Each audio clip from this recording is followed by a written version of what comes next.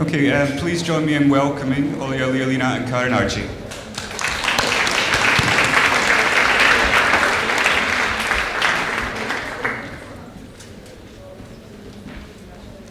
Well, thanks so much for having us, Stephen and Rosalie and everyone at ICA. I'm really excited to speak with Olia, whose work I've studied since I've even known about internet art.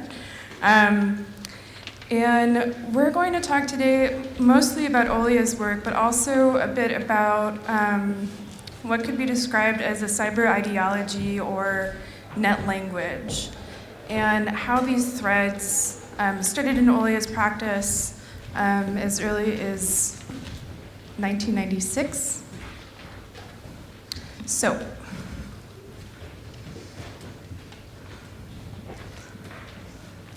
So this is a poem that Olia wrote for Rhizome just a few years ago, really. It was even last year, yeah? Last year it was since I was 18 years of my career. So 2014. Yeah, and here I decided some animated Gifs are missing here in this text. Oh yeah, I screenshotted it. Yeah, but it was that, in fact it didn't have to be a sad text, but it probably looks like this now, but it was about reappearing sujets. Do you mind if I read it out loud? Or do you want to? I can't see really. Okay.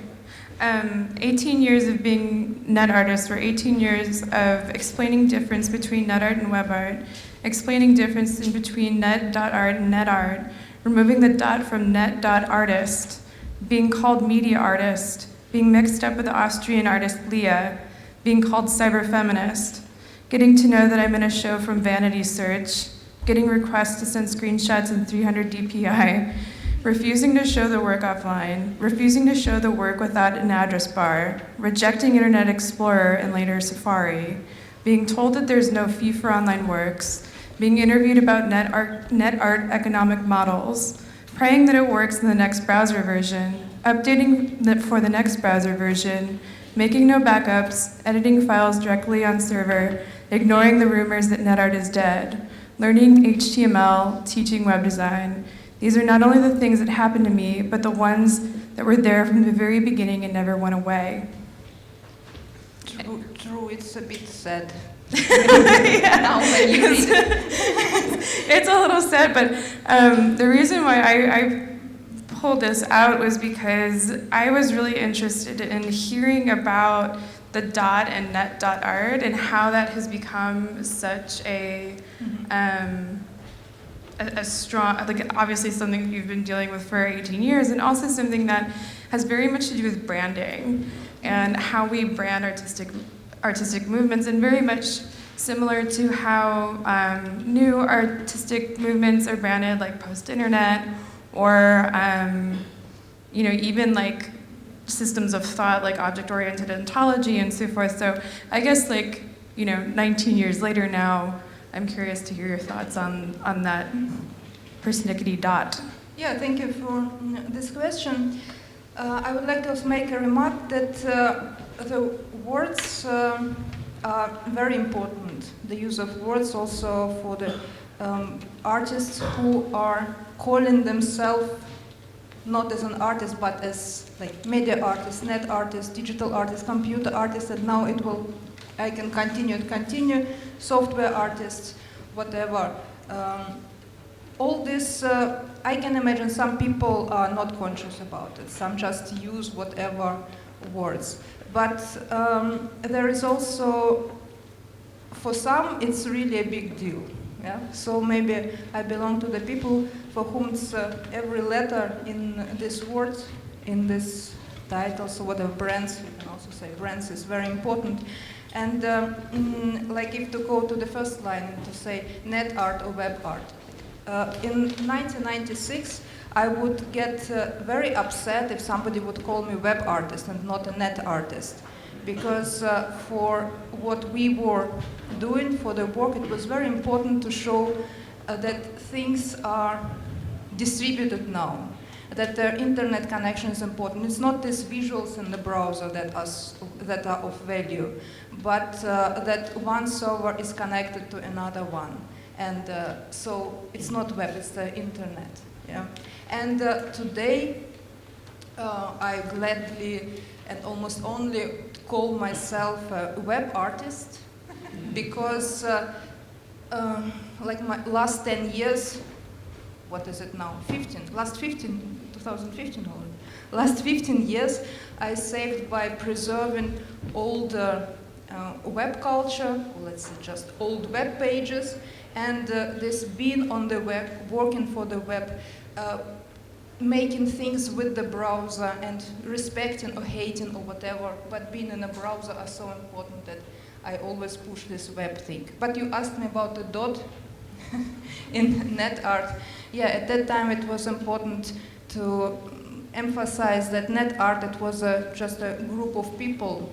It belonged to, it was a brand, but net art as a movement were more people, and it had to grow, and yeah, so that's why removing the dot from the net artist was so important. Do you feel like that was achieved? Yeah, I think it was achieved. Yeah, I mean, looking back at the talks that have already happened today, I'd have to say that, like, if kind of elucidating the actual material network structure of the internet was a goal for net artists, I feel like that's something that is becoming even more paramount and more important to understand right now. That's actually still not really fully comprehended, especially by the public. Yeah, I agree. I should turn back to look how it looks. Yeah, looks good. And this is, yeah, now Karen opened the screenshot of my first work as an artist that I made in 1996. My boyfriend came back from the war. The work is still online, still works perfectly, and we could open it now and look at it.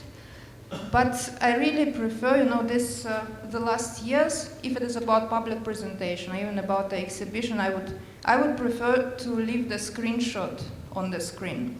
To have the screenshot with 800, 600 resolution, to have the beautiful Netscape frame around it, with everything what comes with this. And this is sort of a paradox for me today, and it's because this screenshot for me is more alive, more authentic than the original work that is still out there, properly functioning. And this is because actually what Judy so brilliantly addressed in her talk about the acceleration. Everything is so fast, and not just everything, but internet connection is too fast. For this particular work, the internet connection of today, even a slow internet connection, is a killer. You just click through this work in 5 seconds, and but it was meant to be viewed, I don't know, for 10 minutes. Maybe then it was made at that time, and it was black and white, and it's more than 100 files, but all this is only 72 kilobytes. All the project is 72 kilobytes, and at that time the idea was to have it as small as possible, that people at least have chance to get something in 10 or 15 minutes. Yeah, and today, when I'm showing the work somewhere, and it was maybe somebody's seen it here in Barbican, this Sun, My Digital Revolution show. It was for the first time, it was shown in a virtual machine, so on the old computer, in the old Netscape, but also with the artificially slowed down connection to the modem speed. So this is how you could experience it. And yeah, this is what happened. And yeah, a bit of how it should be. So this is now the draft, because the work will be 20 years old next year, and I was very happy and still very happy that that there are a lot of versions of it. Other artists and or designers, activists, fans, whoever, they make their own versions of this work, and I'm preparing now in 2016 the show there. At least maybe 13 of these 26 will be shown. They are all online, by the way. There is a museum, and what you see, the previous was from Tales of Tales. It was, just a flash version made in 2000. This is from Jody, a Wolfenstein version. So my boyfriend came back from the war. All the graphics and sound, they became an ego shooter. And so another vision of the war. This is maybe a very curious example that also exists in the museum of this project, but it was not originally meant as a remix or as a version of My Boyfriend Came Back from the War. It's from... Guthrie Lonergan. Say the name correctly again, please. Guthrie Lonergan. Yeah, Guthrie Lonergan. And it has another title, but then people started to notice that it has structure and behavior that is a bit similar to my work, going deeper and deeper inside the frame set, that elements are getting smaller and smaller, and then they vanish, and then sort of among the friends, among artists started to call it my burger came back from the war. And then everybody agreed that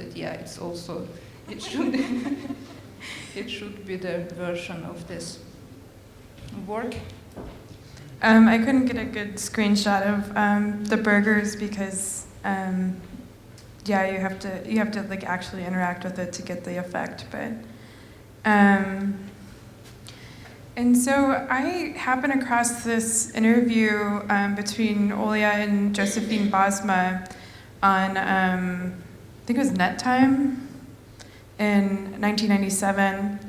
And Olia was talking about her kind of transition from being in the film world into going into a kind of internet art world and thinking about internet language. And she said, I started to make net.films. At first I thought I could represent film on the net. After some time I understood that it's not necessary to represent film itself, but if you can put your filmic way of thinking into the net, in this environment, it is more useful, more interesting. You can do more with both. So I tried to experiment with language, to combine film and net.language, but now I am more concerned with developing net.language itself. I want things to speak their own language. For me, for example, net.reality is not only the cyber ideology. I think that many things from real life can exist in the net, many feelings, many thoughts, but they should speak the language of where they are. If something is in the net, it should speak in net.language. There's a second part to this quote. I understand you're exploring what not.language is. Is it a language that is developing? And Olia says, it seems to me that I'm a person who develops this language. What I'm thinking about, you can see Olia is doesn't remember what she said and she's rereading it. Because it was almost 20 years ago. What I'm thinking about, I am trying to defend the internet. That is my attitude, not by special ideologies, not by proclaiming something, but by developing its own language. If artists develop and give a life to the language for this environment, it is more difficult for commercial structures, for people who just want to represent their works in the net. It is more difficult for them to feel comfortable in this world after it has its own language. They must feel like strangers, those people who make their homepages representing their products. I found this to be a really interesting quote because it really presaged a lot of work about how we can kind of emblematize how the internet has affected our bodies, our language, our minds that has really been a project, or a kind of self-described project of post-internet artists and people who have been working through sculpture. And I guess I was wondering how you feel, looking back at this now, and how that was such a radical thing to be thinking, and specifically working through frame sets, which is very new technology in 1996, and how that can play with narrative in a net language itself. Yeah, this, I think there are probably two remarks I should make now from the future, looking back. I think now that it was real blessing that it was not possible in the mid-90s it was not possible to stream and watch videos on the web. Yeah? Otherwise, if it would be, it would be maybe something like YouTube from the very beginning.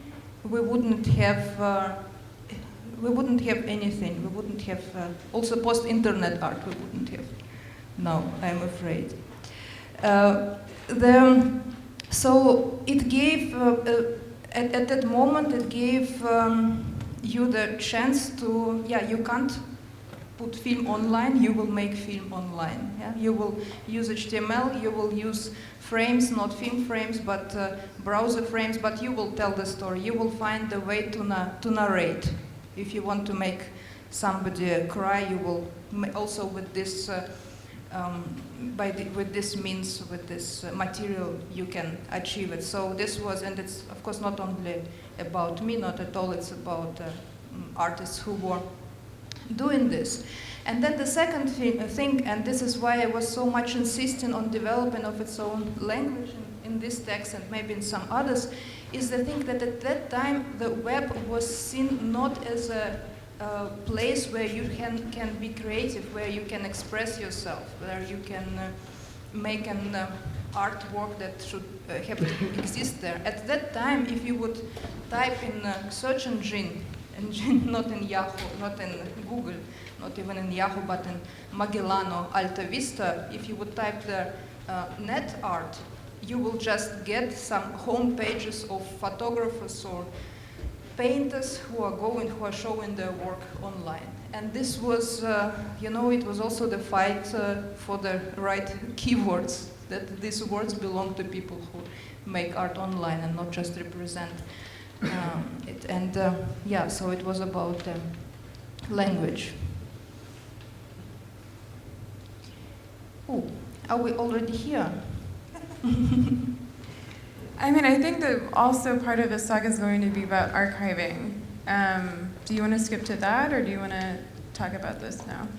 No, I don't want to skip it out, but maybe we go to the next slide, and the next, and the next. Yeah. Now we are again at Netscape, and I mentioned that almost all my artistic work and research work and also the teaching is the last 15 years. It's in the field of preserving the early web culture and going through the since last 5 years, going through the abandoned and killed pages, especially, at this moment, exactly the GeoCities archive that me and my partner Dragan Erspenshin that we have now.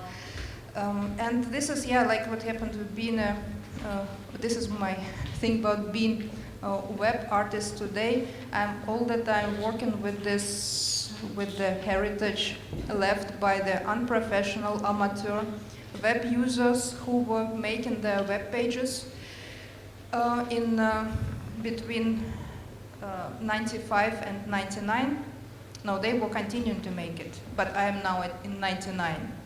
I'm actually looking at 72 pages a day, 72 old web pages, and now I am in the first November 1999. So this is my life It's still 2 months. It's before a year to K problem, but there are a lot of expectations about it. It's before September 11th, before everything. And this is by this screenshot now is one from the series that I collect. These are the pages about the future. There are so many pages. There people are saying that soon there will be something here, or in 2 weeks, or as soon as school starts, or as soon as holiday starts, or then my mother let me use the computer, or as soon as I get a color scanner, the page will be here. And this is just the last message that is left there in 96 and in 99, and you know that there is nothing ever happened.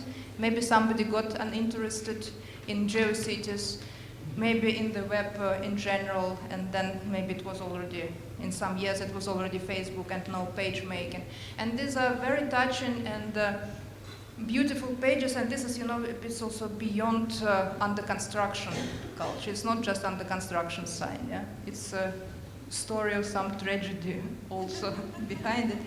And then I think the next one, this is a series, this is a counterpart. This is where people say goodbye. Very clearly and explicitly, they say that, like here, this page has been closed down due to some reasons, sorry for the inconvenience. And there are many messages like this. Sometimes there would be a reason, for example, to blame GeoCities, or again, parents, school, whoever, but to say no, this page is no more. Well, the URL is sunsetstrip/lounge, so we could assume what was going on that page. Yeah, it was there. And all these screenshots, I don't know, maybe many of you don't know it. There is a Tumblr 1 terabyte of kilobyte age, where we stream every 20 minutes such a screenshot. And we have 400,000 screenshots of the early GeoCities web pages. That GeoCities was bought by Yahoo, and then in 2009 Yahoo closed GeoCities, and then we got this archive and repaired it and reconstructed and trying to make sense out of it. And one of the most successful projects is to feed the web now with the early web culture, so with the screenshots. The only trouble is that Yahoo now bought Tumblr. So we have material for 13 more years, but for how long Tumblr has, we don't know. Yeah, this is just also the books I'm reading about how to make web pages. These books were written in 95, 96, and it's great that nobody read them, and and people continued to make what they wanted to make, not what was suggested.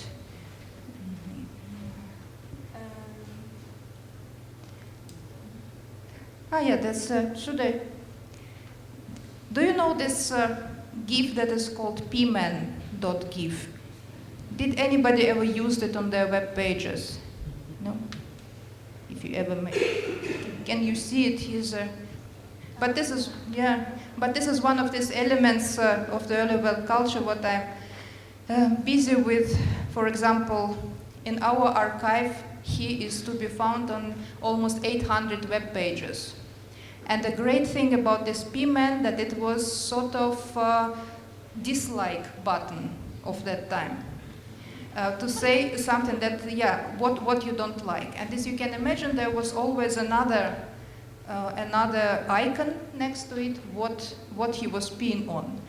And fortunately with help of my student, last year I managed to find all these almost 800 hated subjects and collect them and to make this sculpture, what you see there. I'm just posing. In fact, it's a big P-man going from one wall to another, and on the old computer there all these icons are running, and he is going and being such a monument to this figure of that time. if you are interested, what was the most hated thing? It was Ford. I don't have a comment to it. It's just this statistics. Yeah, it is. Now I am digging through this cat, very famous cat 1.0. It was looking through so many web pages in the second part of the 90s, and this is a shot from our archive. So I can go now from page to page and find now all these wallpapers that this cat has damaged in the 90s, and then I will put all them together and present to everybody. Yeah, this is the same with the dancing girl. Yeah, this work that is also there's so much in my work I work with star backgrounds, outer space backgrounds, because they're so symbolic and so important for the early web culture, and there are thousands of them. But when you think about water, the water that was used at that time, there is only one, and this is this one, and this is just a shot from one of the installations that celebrate. So I'm mostly, this is what I do nowadays. You asked me to talk about this. Yeah, I was curious to talk to you more about archiving, and I was really interested that you actually stated on your website that in this piece, it's 1x upon, is that how you pronounce it? Mm-hmm. They're all web pages, Google+, YouTube, Facebook, that are remade according to 1997 technology and aesthetics. And the most genius part about this, I feel like, is the fact that you actually have slowed down and controlled your server speed to only allow for how many kilobytes per second? 8 I or don't something? remember which one. It's but it's sorry, no, I didn't check. But it's the 97th, most common 97 speed, not 95 speed, but speed and 90. Maybe if there is an expert here who can help me. But I think that this but is it's slow, yeah. But the server is slowed down to this speed, yeah. But I think this is a really interesting prospect in terms of art archiving. And if you think about a Rauschenberg, for example, if you think about a Combine, there will be in every museum collection a grouping of, let's say, 5 different Marlboro cigarette packets from 1958 or something, just so that that aesthetic of the branding of the cigarette can be replaced in case one of them becomes yellowed or something like that. And so the biggest problem with new media archiving or internet art archiving is that, first of all, it's impossible to recreate the social context from which this work comes. But then also, secondly, that the technology has changed so drastically that the way you experience My Boyfriend Came Back from the War or Facebook 1x upon or whatever is going to be very different because of the speed of the technology. So I was wondering if you could talk a little bit about that project. This, I think it was quite, I don't know. Yeah, reverse approach to archiving and not even to archiving, of preserving the history of the web. It was to imagine how would Facebook, Google+, Pinterest, and YouTube look if they were made in 1997, and it was according to technologies of that time and according to our own memories. So it's clearly, in bold state that we are dealing now with our memories of that time. And it was 97 and not 96 and 95, because 97 it's already beginning of seeing the browser, the web, as a platform for the applications, not just the web pages. It's time of Netscape Communicator. It's a new life, new vision. Everything. First of all, these are not just screenshots. These are 4 working, functioning social services. You can have your profile there. You can have your Facebook profile on our Facebook if you agree to have only 16 friends.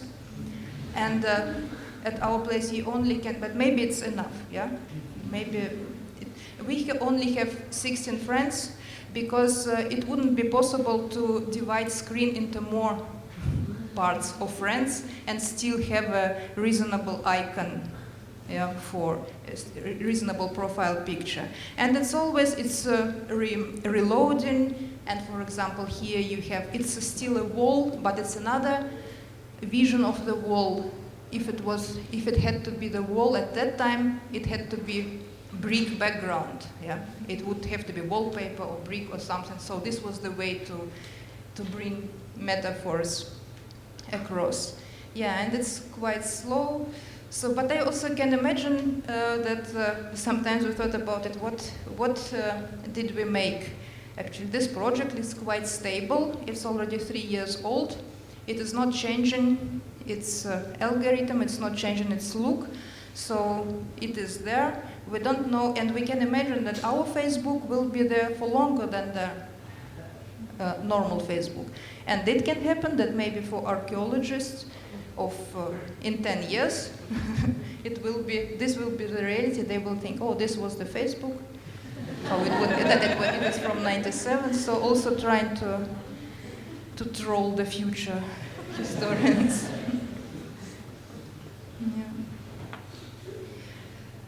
Yeah.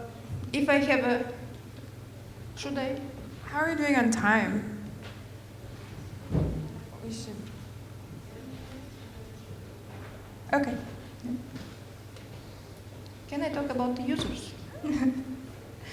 Because it's if when you talk, so all this work what I make about early web today and about what I call digital folklore, and digital folklore is user culture. So what unprofessionals and everybody not trained made online. I very gladly and openly use the word user. Yeah? And our book, Digital Folklore, it has a subtitle, To Compute a User with Love and Respect. And talking this about digital culture, about user culture, we will find in the audience, but it was like 3 years ago approximately, I noticed that it's so difficult now, just on the level of language, to talk about it, because the word user is getting forbidden. Yeah? You are not allowed to say the word user, and this is a beautiful poster from the Facebook, from the Facebook headquarters, there it would be written as a reminder, not users, but people. Yeah, we're designing for people, we're not designing for users. This is a very nice and slogan, of course, but it's incredible hypocrisy. And it's not only in Facebook, it's everywhere. The Twitter founder also said, if I ever say the word user again, charge $140 from me. And also said Don Norman, the father of all the beautiful things, he said, I'm on crusade to get rid of the word user. Yeah, so this word is disappearing, and sort of a lot of my energy and my words, my writings, I spent to recreate the history of the users and to insist that also on the level of language we should take care about what we are saying. And now, can you please go to the next one? And because there are very important issues that are going shadowed. Users is only one of them. So if we talk about human-computer interaction paradigm, there were words, clear words, computer interface user. And now you all the time deal with the word technology instead of computer, experience instead of interface, and people instead of the users. And all this is in the experience design, follows the experience design paradigm. And this is the idea of this field, is to make computers invisible, and you still can't make them completely invisible. They can't vanish. You still need a bit of space for them on the level of hardware.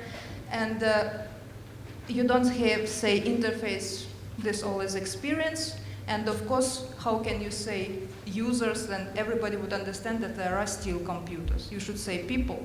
And then people will not ask questions, and they will not question anything. This is a, you can see, there's a lot can be said about it, but you also can see how in all the public relations, in marketing texts, in commercials, how these words really establish themselves. And especially the word experience, that is now, you know, if you can't replace whatever word with experience somewhere, then experience would go before or after this word. This is like a real epidemic this time. And we can finish with this, yeah, but for this we would have to go online. This was in summer 2 years ago. I recall that I'm not a web artist, but a net artist, and decided to make something again that would show. Yeah, it's okay. Now click anywhere. And decided to make something that would only work if your computer is online. So this is an animated GIF, because I'm an animated GIF model. And but each frame of this GIF is on another server. So you can see it from the location bar. These are 18 frames, and they're distributed through 25 servers. So it's not just a loop, but such a forking part. It was not made intentionally. I was just very lucky, because I didn't expect that everybody would agree to host a frame. So I asked more people than I had frames. And then everybody agreed, and the algorithm had to make such side paths.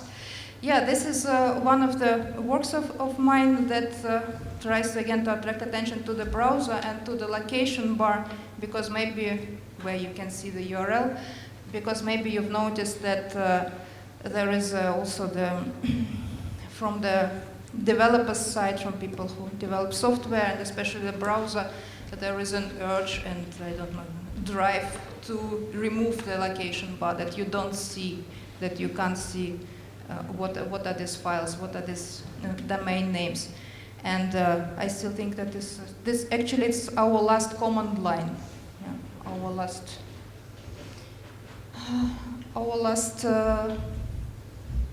thing to type something in. So I tried to attract attention to it with this swing.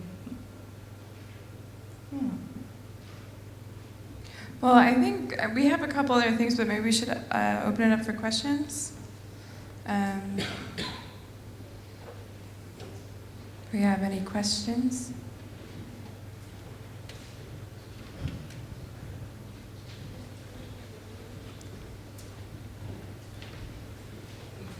The person in the front? Yeah. Hi, thanks very much. I just wanted to ask, because you talk a lot about digital folklore and preserving early web culture and making it available.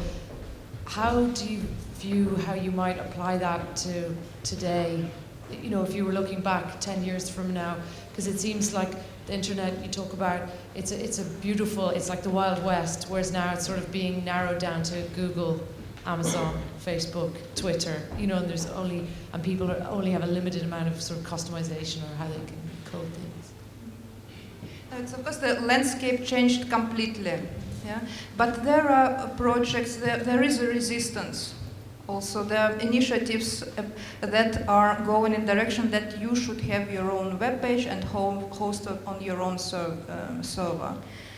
This is superglued.com. There is NeoCities that are going in this direction, and others.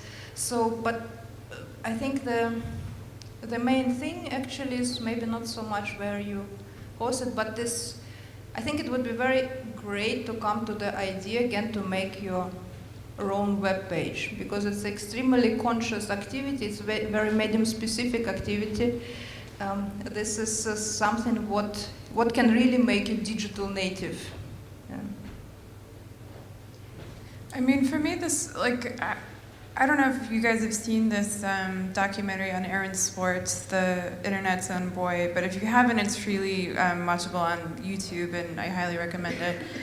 But in it, he is talking a lot, or the documentary is about his death, but also about his fight for net neutrality, and how we can look at the privatization and corporatization of the internet similar to how we can think about the capitalist or corporate control over television broadcast channels.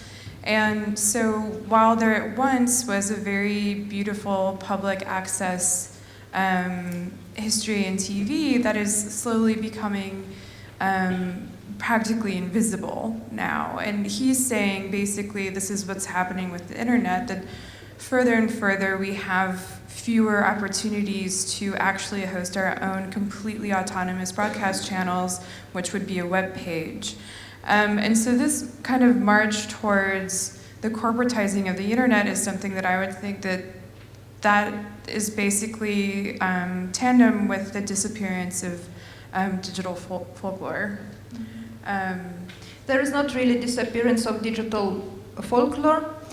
There is still digital folklore, which I'm always just trying not to mix it up with pop culture, with internet pop culture. So it's not maybe a subject now, but these are bit different things. But this digital folklore, it can be found, for example, on YouTube today. And these are not, it's also about finding the way to express yourself using the tools that are provided to you. So you're not a hacker, you're the user, but you found your way. And when I talk about the YouTube, I'm not talking about funny video, great video, or whatever. I'm talking, as an example, about the genre of lyric videos, where you take the song and then you create your layout and you put lyrics on it, and then you think about should it be one word at one time, should it be paragraphs, should it be one sentence, and then what other visuals are coming to it. And this is, strangely, these things, they look suddenly like old web pages, yeah? But they are lyric videos. And there are some other examples. So to find this, where do people really find the ways to express, not just creating memes, yeah, but finding a way to create things with the tools that are given to them, but in their own way.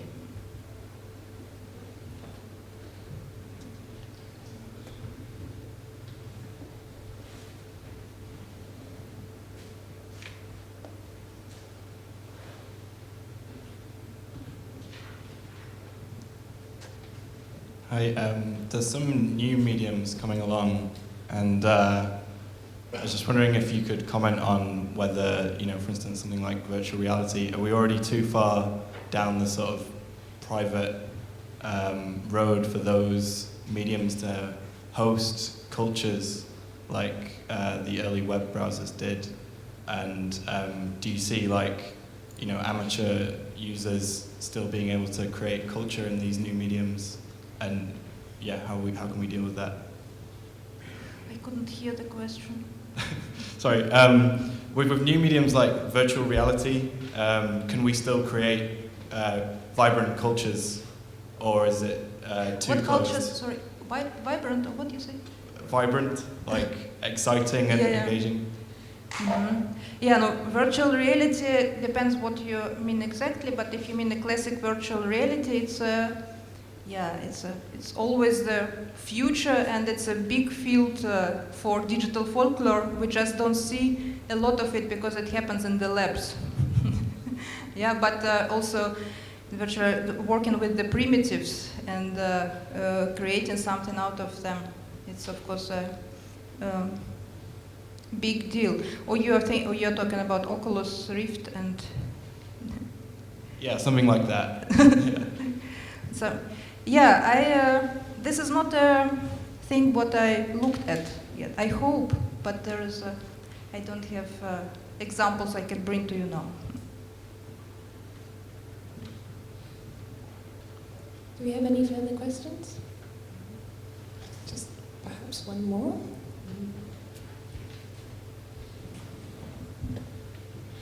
I'm just curious about the way that you sort of think about images, in particular animation versus, say, video, what you would see on YouTube, because you seem to use animation a lot.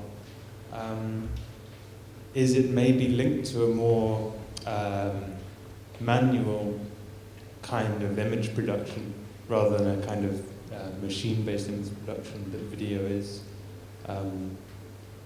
Yeah, do you see those different kinds of moving images in different ways in your work? Yeah, of course there is a different kind of moving images, and if to talk about this, you know, you can compare the first generation of animated GIFs online. You don't even compare animated GIFs and videos, yeah, online, but think about the first generation of animated GIFs and animated GIFs of today. These are two different universes. The GIFs of the 90s, like the P-Man, what I showed today, or the cat, they were made to be part of something, part of the web page, or to be in interaction with another element. They were also made to transparent, so they were cut it out, so to say, to appear to be used on other pages. So there is a lot around this one. Animated GIFs of today, we can talk about different techniques, different genres, whatever, but they are animations online. Yeah? They are made to be posted online. They are not integrated. So this is just a very short story. I have an animated GIF timeline on my website. You can, official and alternative one. I think you should look at it.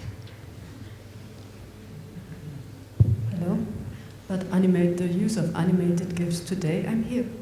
See. Hello.